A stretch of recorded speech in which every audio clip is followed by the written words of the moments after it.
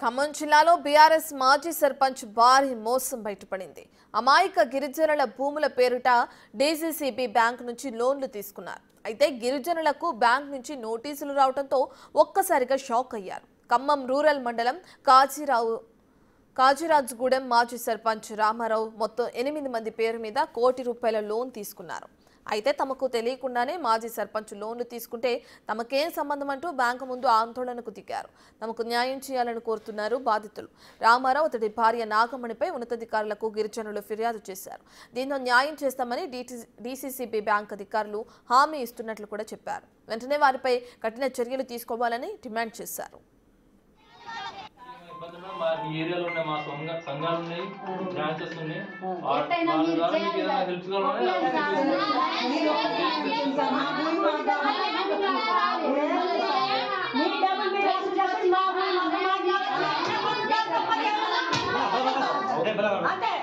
నిజంగా problem solve కావాలి కదా, అదే కదా.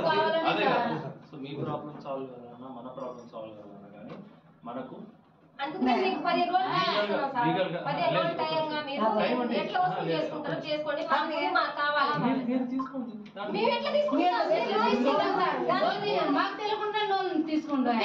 మీరు వచ్చినప్పుడు అట్లా ఎట్లా లోన్ మేము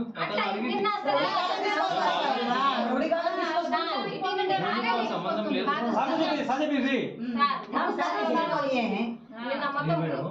భూమి సర్వే మేడం వచ్చింది.